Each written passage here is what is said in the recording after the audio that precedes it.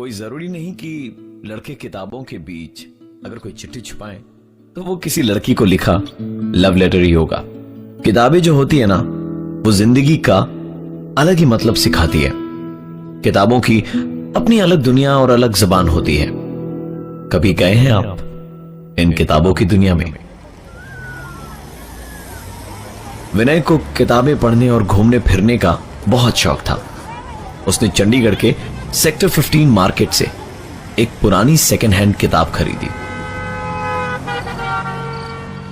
दिन भर का काम खत्म करने के बाद उसे रात 12 बजे के बाद ही वक्त मिला किताब को पढ़ने का। उसने टेबल पर बैठकर नाइट लैम्प जलाया। किताब पढ़ने के लिए वो खोल ही रहा था कि उसमें से कागज का एक टुकड़ा नीचे गिरा। विनय ने कागज का टुकड़ा उठाया तो देखा कि उसमें कुछ लिखा था। लैम्प की रोशनी में विनय ने उसे पढ़ना शुरू किया। मेरा नाम अमित है, मैं यहां दार्जिलिंग घूमने आया, पर पीक सीजन होने की वजह से किसी भी होटल में मुझे जगह नहीं मिली। टैक्सी ड्राइवर ने कहा कि आप यहां से 10 किलोमीटर नीचे चून भट्टी चले जाइए, वहां आपको लॉज जरूर मिल जाएगा। मकान नंबर 13 का कमरा नंबर 06, जो मुझे मिला। थोड़ा गंदा है पर रहने को जगह मिल गई, वो क्या कम है। आज मैं पूरी रात सोया नहीं। इसका कारण मेरे कमरे के बाहर में कुछ लोग बैठे बतौलेबाजी कर रहे थे। आज यहां मेरा चौथा दिन है, पर पिछले 2 दिनों में मेरे साथ जो हुआ उस पर यकीन करने को दिल नहीं कर रहा। उस रात जब मैं सोया तो आधी रात गए एक आवाज सुनी। मुझे लगा कोई चूहा वगैरह होगा, तो मैंने ज्यादा ध्यान नहीं दिया। लेकिन तकरीबन 15-20 सेकंड्स तक जब वो आवाज लगातार आती रही तो मैंने उस आवाज को ध्यान से सुनना शुरू किया। वो आवाज मेरे बगल में पड़ी टेबल से आ रही थी। मैंने तुरंत नाइट लैम्प जलाया तो देखा, जहां तक मुझे याद है मैंने पानी पीकर ग्लास टेबल के बीचों बीच रखी थी और लाइट जलाते वक्त मेरा हाथ भी ग्लास या टेबल से टकराया नहीं था। आखिरकार ये हुआ तो हुआ कैसे? ठीक है, आखिरी लाइन थी, कोई मुझे खींच रहा है, शायद ये वही आवाज। अरे यार, एक आखिरी लाइन लिख देता तो। कुछ ऐसा ही महसूस कर रहा था विनय, और चिट्ठी की कहानी को पूरा जानने के लिए वीकेंड पे पहुंचा चून भट्टी। मकान नंबर 13, कमरा नंबर 06। रूम सर्विस वाले के जाते ही विनय ने कमरे का एक एक कोना छान मारा। उसे कहीं कुछ नहीं मिला, ना ही उस कहानी का बाकी हिस्सा, ना ही कुछ और जिससे वो पता लगा सके कि आखिरकार अमित के साथ हुआ क्या था। सुबह के 4 बजे तक विनय जाग रहा था कि अब कुछ होगा, अब कुछ होगा, पर सिवाय सवेरा होने के कुछ भी नहीं हुआ। अपनी ही बेवकूफी पर हंसने लगा विनय कि वो कागज के एक टुकड़े को पढ़कर यहां चून भट्टी तक आ गया। सुबह तो हो गई, पर आज की रात बहुत कुछ लाने वाली थी अपने साथ। फिर से जब 3 बजे तक कुछ नहीं हुआ तो विनय गुस्से में सोने चला गया। आंख लगते ही विनय को एक आवाज सुनाई दी।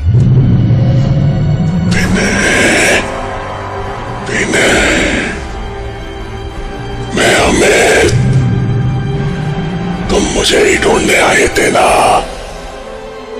प्लीज विनय, प्लीज मुझे बचाओ विनय, मुझे निकल दो यहां से जल्दी विनय।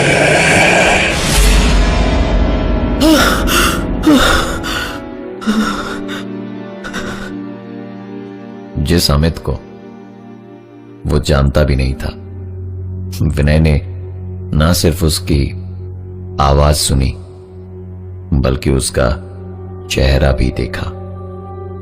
इस सदमे से वो बाहर निकल ही नहीं पाया था कि अपने कमरे के बाहर उसने एक आवाज सुनी। दरवाजा खोला तो बाहर कोई नहीं खड़ा था। इसे अपना वहम समझकर जैसे ही उसने कमरे का दरवाजा बंद किया कि लगभग तुरंत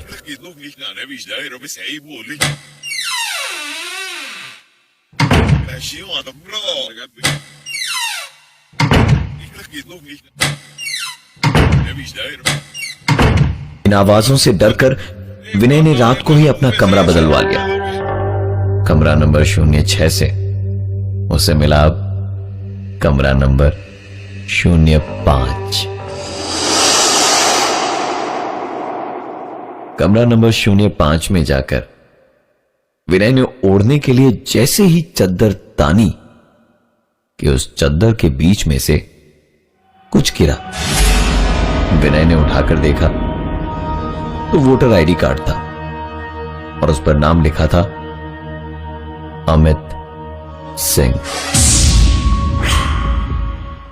विनय को यकीन नहीं हो रहा था कि उसने सपने में जिस अमित को देखा वो यही अमित था।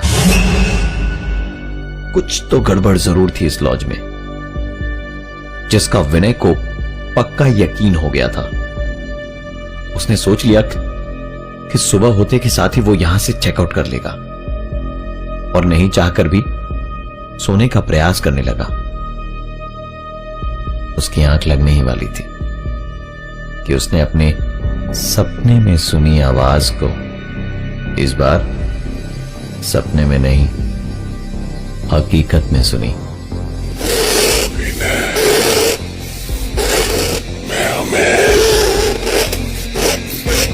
मुझे ही ढूंढने आए थे ना।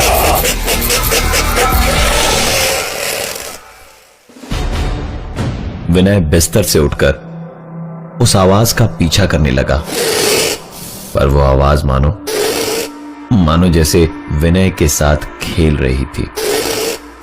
उस आवाज का पीछा करते हुए वो कमरे की बाईं तरफ जाता तो आवाज दाईं तरफ से आती और दाईं तरफ जाता तो आवाज बाईं तरफ से आती। विनय कुछ सोच समझ नहीं पा रहा था। सुबह तक क्या, वो अब इस कमरे में 2 मिनट भी नहीं रह सकता था। उसने हड़बड़ी में अपना सामान पैक किया और कमरे से निकलने के लिए जैसे ही दरवाजा खोला, दरवाजा बंद हो गया और साथ ही विनय भी। किसी के दीवार को खुरचने की आवाज आ रही थी। कमरे के अंदर किसी के लड़ने की आवाज आ रही थी और रह रहकर ग्लास फूटने और चम्मच के गिरने की भी आवाज आ रही थी। धीरे धीरे ये सारी आवाजें एक साथ मिलकर इतनी तेज हो गई कि विनय को अपने हाथों से कान बंद करने पड़े। अब वो चीखते हुए कहने लगा, बंद करो, बस करो, बहुत हो गया। करीबन 1 मिनट बाद जब उसने अपने कानों पर से हाथ हटाए और आंखें खोली तो वहां कोई आवाज नहीं थी। बस कमरे के अंदर एक गजब की ठंड थी। टेबल पर रखा कंबल जैसे ही विनय उठाने गया तो उस दीवार के पार से एक आवाज आई। विनय ने दीवार से अपना कान लगाया ताकि वो उस आवाज को साफ साफ सुन सके। दीवार पर कान लगाने से पता चला कि दीवार खुरचने की आवाज दीवार के उस पार से नहीं बल्कि दीवार के अंदर से ही आ रही थी। बड़े ध्यान से उस आवाज को सुनने की कोशिश करी तो सुनाई दी और एक आवाज, विनय, ये दीवार मेरा घर है और अब तुम्हारा भी। सर आपकी सर अमित को गायब हुए 6 महीने और विनय को गायब हुए 3 महीने हुए हैं। चंडीगढ़ के सेक्टर 15 के मार्केट में एक किताब आई है और उस किताब में है फिर से एक चिट्ठी जिसकी आखिरी लाइन है, कोई मुझे अपनी तरफ खींच रहा है। शायद ये वही आवा